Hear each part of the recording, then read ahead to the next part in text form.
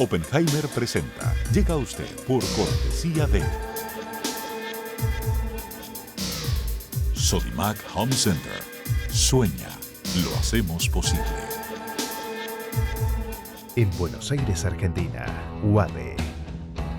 Una universidad con pasión por enseñar. UADE, una gran universidad. Arcos Dorados.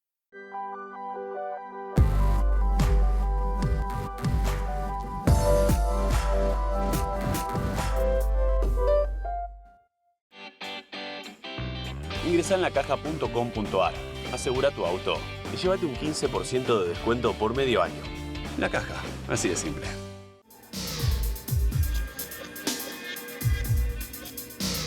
Gingroup, líderes en administración integral de capital humano. ¿Sabías que según un estudio de la Universidad de Oxford, casi la mitad de los trabajos actuales podrían dejar de existir en 10 años? La inteligencia artificial llegó para quedarse. ¿Cómo te va a afectar la automatización? ¿Cuáles son los trabajos del futuro? Andrés Oppenheimer te lo cuenta en su nuevo libro, Sálvese quien pueda. Y no te quedes atrás. Encuéntralo en librerías.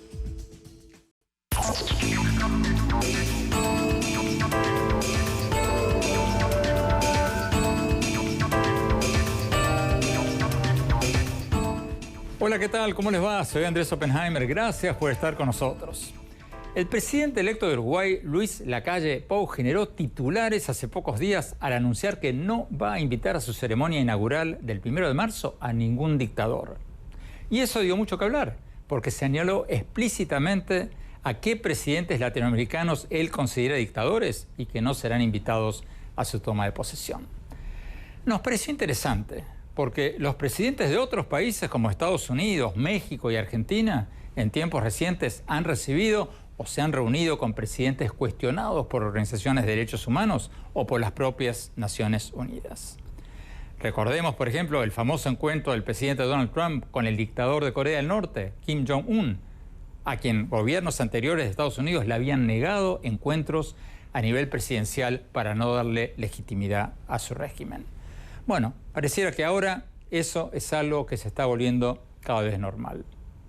Esta semana hablamos con el presidente electo Lacalle Pou para preguntarle por qué tomó esa decisión y cómo piensa cambiar la política exterior de su país. Y luego, más tarde en el programa, vamos a cambiar de tema. Vamos a hablar sobre las elecciones primarias en Estados Unidos, sobre el ascenso del senador demócrata socialista Bernie Sanders y del multimillonario Mike Bloomberg en las encuestas para elegir al candidato del Partido Demócrata en las elecciones de noviembre. ¿Podría ganar Sanders y convertirse en el primer candidato que se llama a sí mismo demócrata socialista de Estados Unidos? Se lo vamos a preguntar al ex canciller mexicano, escritor y analista político Jorge Castañeda, que actualmente enseña en la Universidad de Nueva York y sigue la campaña electoral de Estados Unidos muy, pero muy de cerca. Bueno, vamos a la entrevista con el presidente electo de Uruguay, Luis Lacalle Pou, que asume el 1 de marzo. Veamos. Presidente electo Luis Lacalle Pou, muchas gracias por estar con nosotros. Un gusto conversar de nuevo contigo. Presidente electo, la prensa uruguaya ha informado que usted no va a invitar a ningún dictador a su toma de posesión el 1 de marzo. ¿Es cierto eso? Y si es así, ¿cómo llegó a esa decisión? Es cierto. Una cosa es la relación que nuestras naciones, que nuestros estados tienen con otros estados y otras naciones, las relaciones diplomáticas, y otra es en esta asunción, quien entiende el presidente electo que tiene que acompañar esta celebración. Así que hemos tomado la decisión de no invitar al gobierno de Venezuela, al de Cuba y al de Nicaragua. Obviamente, protocolarmente hay algún tipo de complejidad, pero es una decisión personal de la cual me hago cargo. A ver si entendí bien, ¿no van a invitar ni a los presidentes ni a los diplomáticos de esos países? Nosotros vamos a invitar a las delegaciones diplomáticas establecidas en nuestro país, no a los gobernantes que estén residiendo obviamente en los países que yo recién te mencionaba. O sea, van a invitar a los embajadores de esos países. Sí, porque los embajadores están aquí en nuestro país, porque nuestro país mantiene relaciones diplomáticas con los países que yo te hacía referencia. ¿Cómo se hace para no invitar a un jefe de Estado a una toma de posesión? ¿Qué pusieron ustedes en las cartas de invitación a estos países para que quede claro que estos gobernantes no están invitados? Justamente en el día de hoy, hablando con la gente que me asesora en materia de política internacional y con mi equipo, estábamos exactamente buscando la forma, la redacción para que quede claro quiénes son los invitados, y justamente hace un rato estábamos determinando cuál va a ser la formalidad del caso. ¿Cuál es el mensaje que usted quiere mandar a estos países y a la comunidad internacional, o por lo menos a la comunidad regional? No, claramente es un mensaje de un posicionamiento que en campaña electoral nosotros dejamos bien claro, sobre todo con respecto a Venezuela y su régimen, un régimen violador de los derechos humanos, un régimen que claramente no representa el sentir del pueblo venezolano, y que a partir de la asunción del nuevo gobierno en Uruguay el 1 de marzo va a ser muy claro en lo que opina, en lo que piensa con respecto al régimen de Maduro. ¿Hay algún otro país, además de Venezuela, Nicaragua y Cuba, al que estén pensando no invitar a sus gobernantes? ¿Qué pasa, por ejemplo, con los gobiernos de Rusia, o China, o Irán? En principio son esos 3 países que hemos tomado la definición formal, o he tomado, lo quiero poner en primera persona, formal de no invitar. Cuba, Venezuela y Nicaragua, que no han sido invitados, son países de América que por lo general asisten sus gobiernos o delegados importantes del mismo a las asunciones, y queríamos dejar claro ese mensaje. ¿Qué va a cambiar en la política exterior de Uruguay cuando usted tome posesión el 1 de marzo? Porque bajo el gobierno saliente de Uruguay, de izquierda, Uruguay, por ejemplo, no respaldaba al presidente de la Asamblea Nacional de Venezuela, Juan Guaidó, como el presidente encargado de Venezuela. ¿Usted lo va a reconocer a Guaidó? Claramente Juan Guaidó integra el órgano legítimo democrático que es la Asamblea en Venezuela. De ahí a reconocerlo como el primer mandatario hay un paso. Claramente nosotros nos vamos a salir del mecanismo de Montevideo. Tenemos cercanías con el grupo de contacto y hemos recibido visitas de la Unión Europea al respecto. Y tenemos sintonía con el grupo de Lima. Esa es la carretera, ese es el lugar por donde Uruguay se va a mover de aquí en más en el concierto internacional, en este caso en relación al régimen de Maduro y también en relación al legítimo presidente de la Asamblea, que es Juan Guaidó. ¿Qué otras cosas van a cambiar en política exterior, en la política exterior de Uruguay, cuando usted tome posesión del mando? Uruguay siempre se caracterizó por ser un país que peleó, defendió los derechos humanos a lo largo y ancho del mundo, siempre alzó la voz en los distintos estrados. Creemos que hay que fortalecer la presencia de Uruguay en la OEA, en las Naciones Unidas. No creo en la multiplicación de organismos y de estrados internacionales, porque según el momento ideológico que guíe esos organismos pueden caer en desuso o inoperantes, y en ese sentido nuestra posición se va a manifestar una vez más, insisto, en estrados internacionales como las Naciones Unidas o como es la propia OEA. En términos de nuestro país, un lord inglés hace muchos años decía que los países no tienen ni amigos permanentes ni enemigos permanentes, tienen intereses permanentes. Y el interés que nosotros tenemos que defender es el interés nacional, el interés de todos los uruguayos en lo que hace al relacionamiento con el mundo, así que por ahí va a ir el gobierno que asume a partir del 1 de marzo.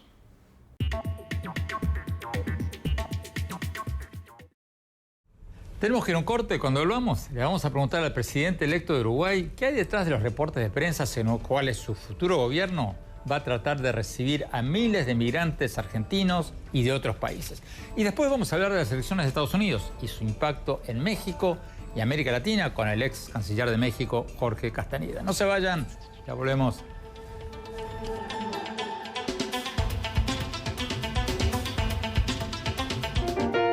Sueña con ser el papá que tiene las herramientas para hacerlo todo.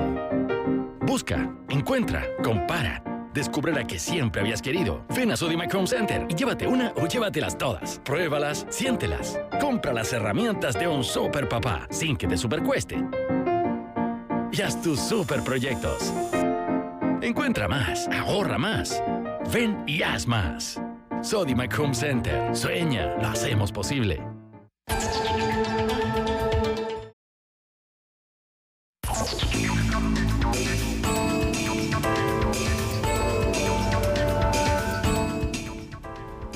Gracias por seguir con nosotros. Estamos hablando con el presidente electo de Uruguay, Luis Lacalle Pou, que generó grandes titulares con su decisión de no invitar a ningún gobernante que él considera dictador a su ceremonia inaugural el 1 de marzo. Sigamos viendo la entrevista.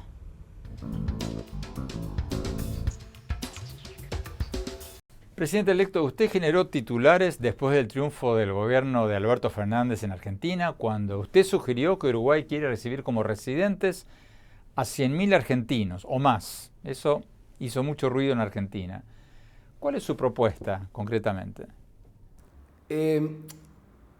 Fue en virtud de un discurso que yo di en una feria de la construcción en Punta del Este, en el departamento de Maldonado.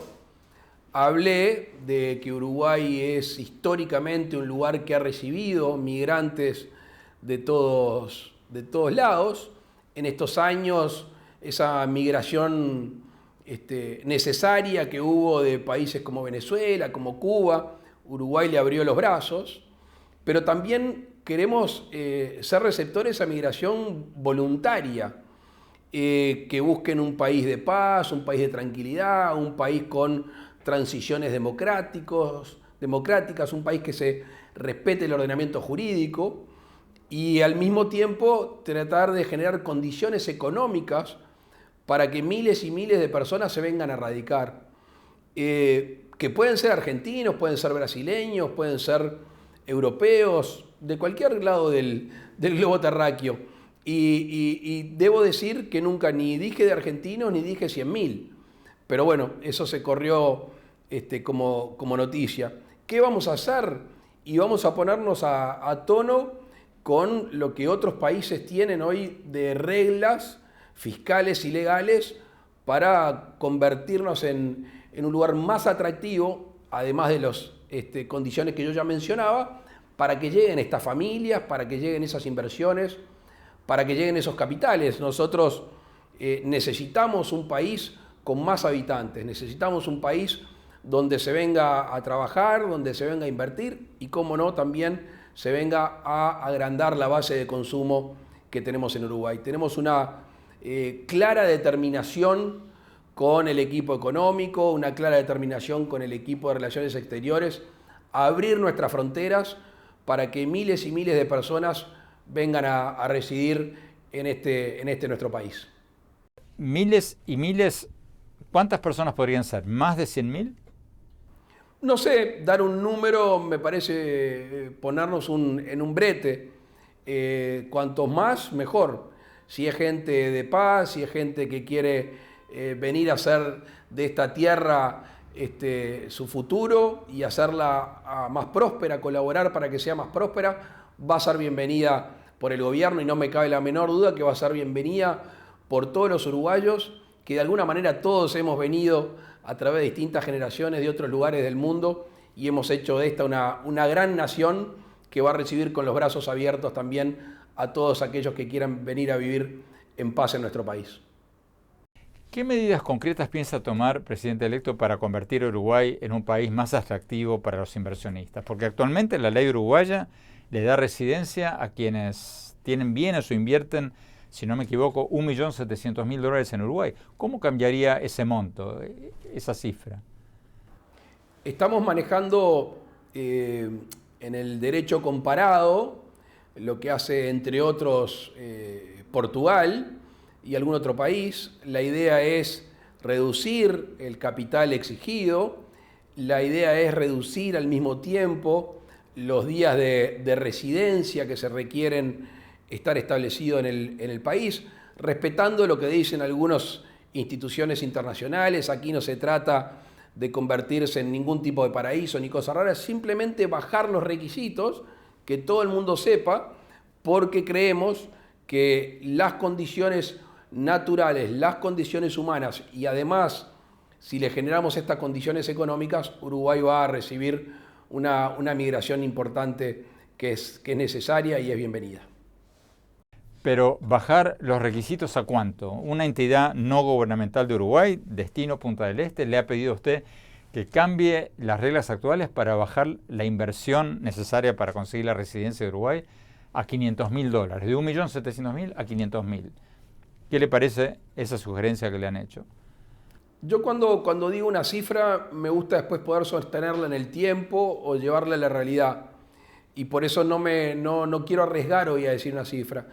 Lo que se nos propone por esa institución no es descabellado, pero estamos viendo, insisto, derecho comparado, estamos viendo algunos parámetros internacionales y lo que podamos ofrecer a los distintos ciudadanos del mundo para que se vengan a radicar a nuestro país, lo vamos a hacer con la mayor elasticidad posible. Así que allí está nuestro faro, allí es nuestra meta y veremos finalmente en lo que hace al capital, en lo que hace a los días de residencia y algunas otras cosas conexas que son más de términos administrativos que legales, también los vamos a mejorar para simplificar estos trámites.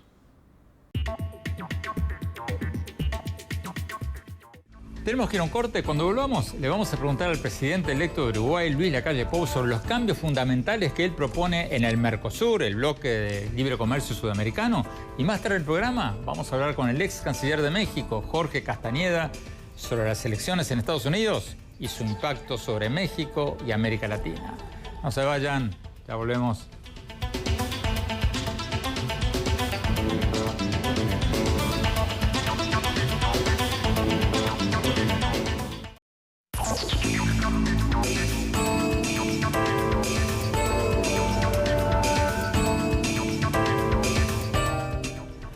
Gracias por seguir con nosotros. Estamos hablando con el presidente electo de Uruguay, Luis Lacalle Pou, que generó grandes titulares con su decisión de no invitar a ningún gobernante que él considera un dictador a su ceremonia inaugural del 1 de marzo. Sigamos con la entrevista.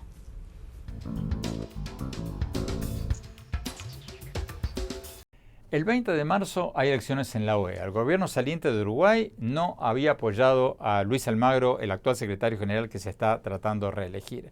¿Usted va a apoyar su candidatura? Nosotros nos comunicamos con Luis Almagro a través de el futuro canciller Ernesto Talvi hace en torno de 3 semanas para formalizar el apoyo del gobierno que viene a su continuidad en la OEA, así que formalmente podemos decir que la gestión que ha llevado adelante Luis Almagro, con el cual no comparto partido político, con el cual discrepé cuando fue canciller de la República, en lo que hace a la OEA es satisfactoria. Tenemos un compatriota en ese sillón, creo que ha sido lo suficientemente acertado en esa tarea, así que le vamos a reanudar la confianza a partir de este nuevo gobierno cuando se lleve adelante la reelección. ¿Cuál va a ser su primer viaje al exterior como presidente? ¿A dónde va a ir? Estoy pensando viajar medio poco porque la tarea en Uruguay va a ser muy ardua y me gusta estar a cargo, me gusta estar arriba de los temas. Sin perjuicio de ello, nosotros tenemos que flexibilizar el Mercosur, tenemos que hablar con los presidentes del bloque, con lo cual un viaje a Brasilia, a Buenos Aires y a Asunción se hacen necesarios. Al mismo tiempo, Uruguay en el segundo semestre va a tener la presidencia pro tempore del Mercosur. Allí vamos a poder quizá liderar este proceso o sugerir este proceso con más énfasis. Y después seguramente el otro viaje que hagamos, o los otros destinos, sean Beijing, Bruselas y la capital de Estados Unidos, Washington DC. Flexibilizar el Mercosur significa permitirle a los países miembros, o sea, Argentina, Brasil, Paraguay, Uruguay, hacer acuerdos de libre comercio bilaterales con otros países, como por ejemplo con Estados Unidos. ¿Eso es flexibilizar el Mercosur?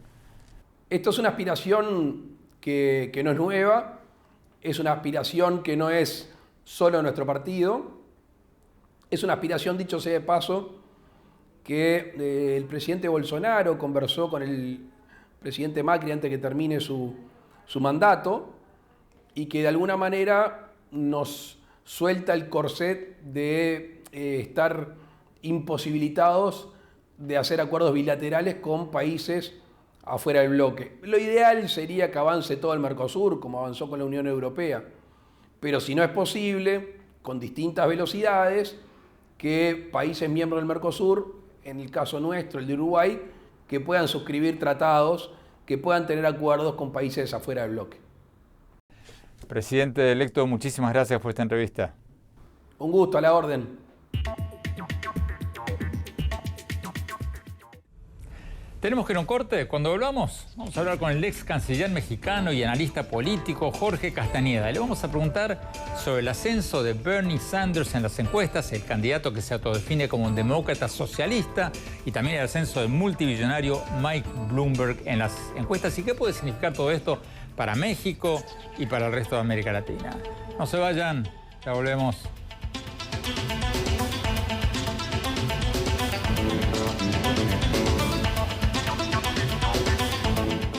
¿Sabías que según un estudio de la Universidad de Oxford, casi la mitad de los trabajos actuales podrían dejar de existir en 10 años? La inteligencia artificial llegó para quedarse. ¿Cómo te va a afectar la automatización? ¿Cuáles son los trabajos del futuro? Andrés Oppenheimer te lo cuenta en su nuevo libro, Sálvese quien pueda. Y no te quedes atrás. Encuéntralo en librerías.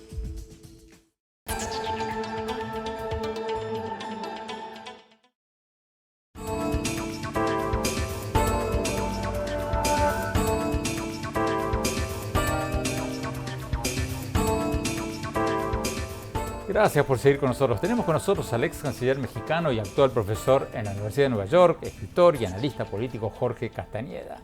Doctor Castañeda, muchas gracias por estar con nosotros. Gracias por invitarme de nuevo, Andrés. Jorge, tú pasas buena parte del año en la Universidad de Nueva York, sigues muy pero muy de cerca el proceso político en Estados Unidos.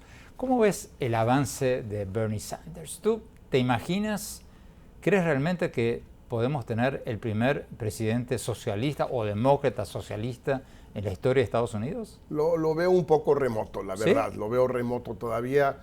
Falta mucho para llegar ahí. En primer lugar, Sanders tiene que ganar la candidatura del Partido Demócrata. Creo que no es ni mucho menos algo ya que podamos dar por sentado, por hecho.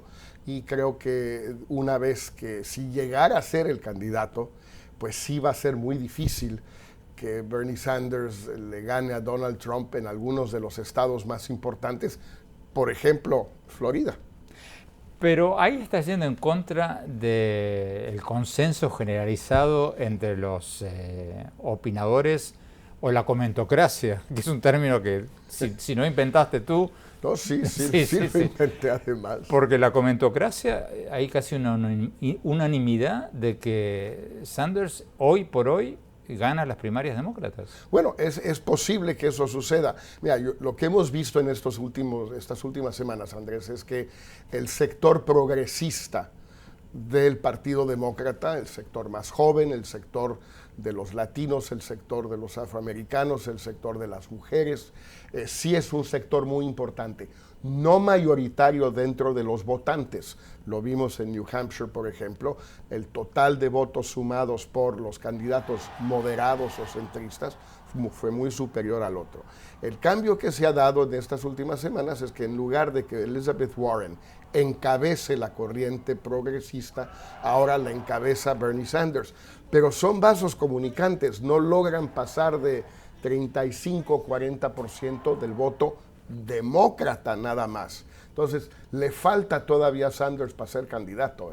Bueno, pensemos lo impensable. Pensemos que tú estás equivocado y que los comentaristas de Washington tienen razón y gana, no será la primera vez. Y gana Sanders.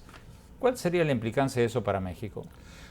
Bueno, un presidente Sanders en muchos sentidos sería algo muy positivo para México, yo pienso. No necesariamente en el tema comercial, pero sin duda en el tema migratorio.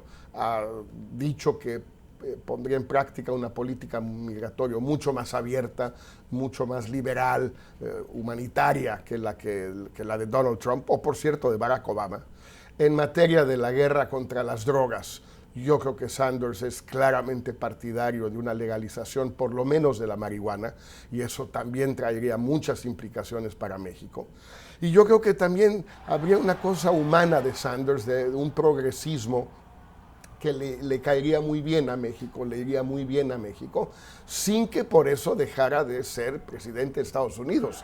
Lo va a seguir siendo, y aún un presidente de izquierda, un presidente socialista, como decías, va a seguir siendo un presidente socialista de Estados Unidos, con sus intereses. Bueno, pero el contraargumento a lo que acabas de decir es que, por un lado, como tú mismo dijiste antes, sería difícil que él le gane a Trump. Muy difícil. Y en segundo lugar, por el lado comercial, él es mucho más anti-libre comercio, votó en contra del NAFTA, sí, votó en contra de este último remedio del Tratado de Libre Comercio con México y Estados Unidos. O sea, él no le gusta el libre comercio. No le gusta. En algunas de sus críticas al TEMEC o USMCA tuvo razón. Por ejemplo, es notable que en un documento de miles de páginas no aparezcan las palabras cambio climático ni una sola vez. Estamos hablando del 2020, Andrés, o sea, que un documento así ni siquiera se mencionen en esas palabras. Creo que tiene razón Sanders en eso. Pero claro, es anti-libre comercio, lo ha dicho, y seguramente sería una presidencia en materia comercial difícil para México. Pero no es que Trump haya sido fácil, ¿eh?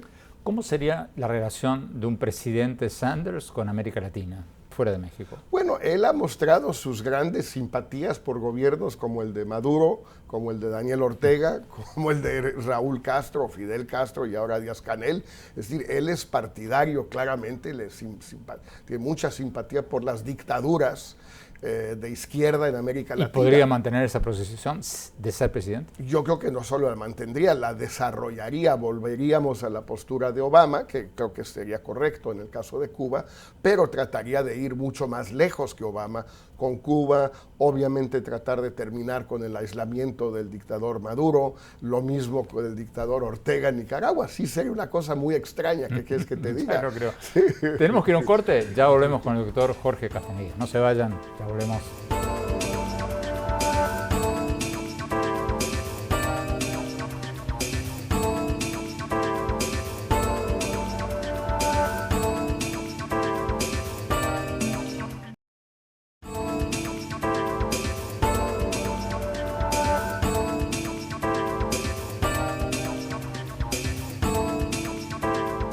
Gracias por seguir con nosotros. Seguimos hablando con el ex canciller mexicano y actual profesor de la Universidad de Nueva York, escritor y analista político Jorge Castañeda.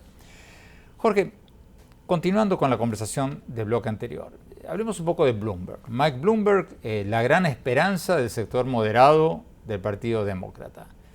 ¿Cómo lo ves? ¿Tiene chances? Mira, tiene chance porque tiene una enorme cantidad de plata, Andrés. O sea, alguien que está dispuesto a meterle $1,000 millones o más a su pre-campaña, pues obviamente es alguien que en un país donde el dinero cuenta tanto en la política, no se puede descartar. Es un hombre de éxito, fue un alcalde exitoso, es un hombre que tiene los mejores estrategas trabajando para él, los mejores encuestadores, los mejores creadores, o sea, tiene lo mejor de lo mejor de lo mejor. Ahora, sí tiene muchas limitantes, es un hombre pues que tiene un pasado muy largo con todo tipo de declaraciones a lo largo de su vida sobre las mujeres, sobre los campesinos, sobre los afroamericanos, como latinos, como Trump. Ahora, parece que a Trump no le hizo tanto daño, entonces a lo mejor a Bloomberg tampoco, pero le van a pegar muy duro los demócratas seguramente estos 3 meses que faltan hasta la convención, pero puede terminar él por ser el que convenza a los votantes que es el único que puede ganarle a Trump. Porque al final en las encuestas, Andrés, es muy claro, los demócratas, el votante demócrata, el que va y vota cada noviembre, ese votante lo que más le importa es ganarle a Trump. No es un votante ideológico ahorita. Tú has escrito varios libros, no solo de México, sino sobre América Latina. Supongamos que gana Trump, que es reelecto. ¿Cómo sería un segundo mandato de Donald Trump para Estados Unidos y para América Latina? Yo creo que para Estados Unidos sería fatal, sería terrible, porque ya no habría límite. Finalmente, todo presidente de Estados Unidos tiene un primer límite, que es su propia reelección. Lo contiene, no puede hacer demasiadas barbaridades. Trump ya no va a tener ese límite y ya sabemos que es un hombre que la autocontención no es su fuerte, digamos. Y en segundo lugar, para América Latina, pues sí sería muy complicado porque todas sus políticas muy nocivas para nosotros en materia de migratoria, en materia de drogas, en materia de seguridad, pues las va a acentuar, se van a profundizar, se van a agravar para México, para Centroamérica, el Triángulo del Norte, para el Caribe. Yo no quisiera ni pensar qué va a pasar. Y para la Argentina, por cierto, yo preferiría ver que terminaran la negociación con Estados Unidos y con el Fondo Monetario Internacional antes de que sea reelecto Trump. ¿Por qué piensas así, Jorge? Porque un trumpista te haría el argumento que, bueno, que lo de la postura antimigrante y todo eso es una postura electoral para ganar su base, para enfervorizar a sus seguidores, para hacerlos que salgan a votar, etcétera, etcétera.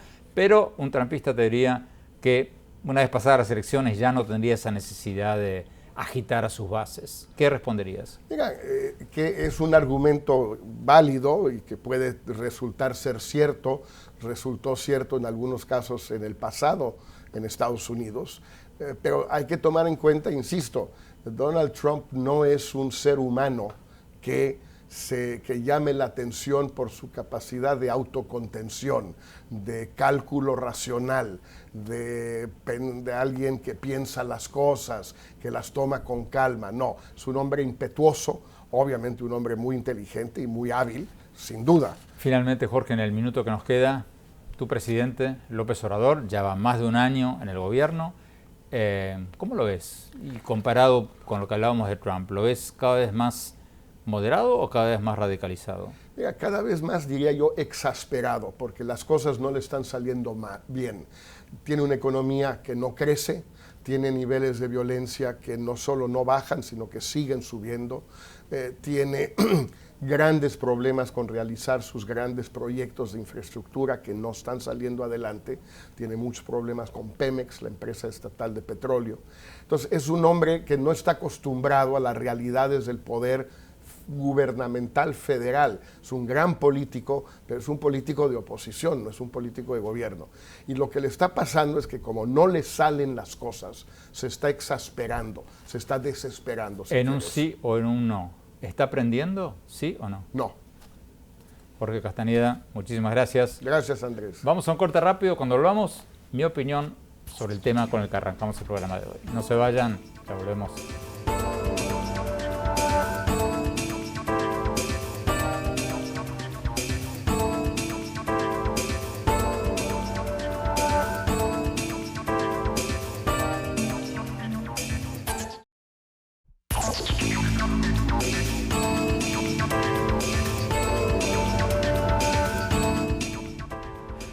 Muchas gracias por seguir con nosotros. Mi conclusión sobre el tema con el que abrimos el programa de hoy, la entrevista con el presidente electo de Uruguay, Luis Lacalle Pou, quien nos dijo que no va a invitar a presidentes a quienes él considera dictadores a su toma de posesión el 1 de marzo. Uno puede estar de acuerdo o en desacuerdo con su lista de presidentes a quienes no va a invitar, o uno puede también decir que tendría que haber agregado otros a esa lista.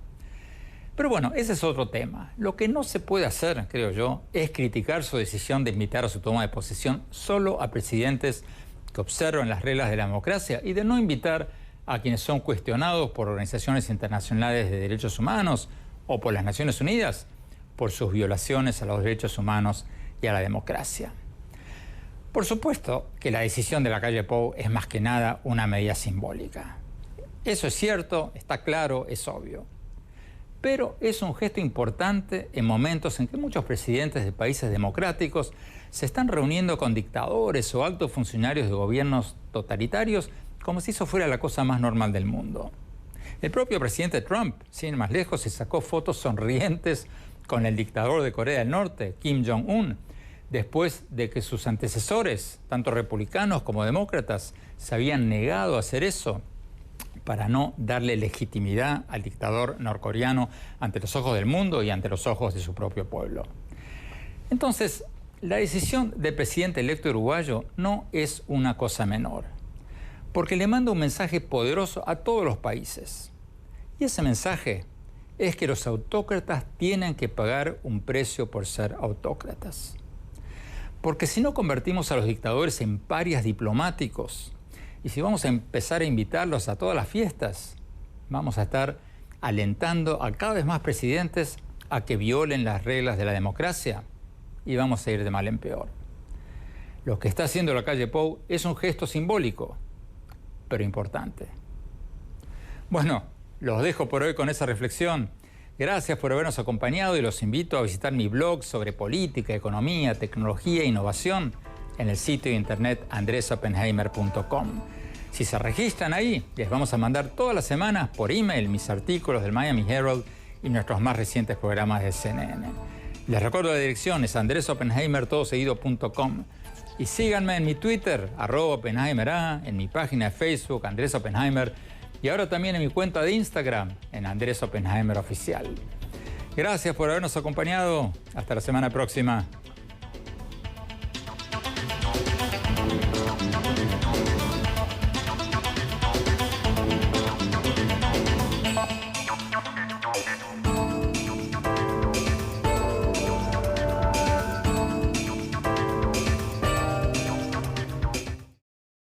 Oppenheimer presenta. Llega a usted por cortesía de Sodimac Home Center. Sueña, lo hacemos posible. En Buenos Aires, Argentina, UADE. Una universidad con pasión por enseñar. UADE, una gran universidad. Arcos Dorados.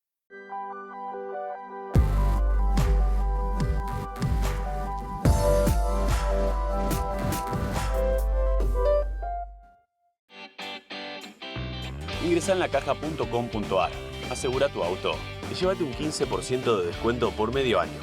La Caja, así de simple.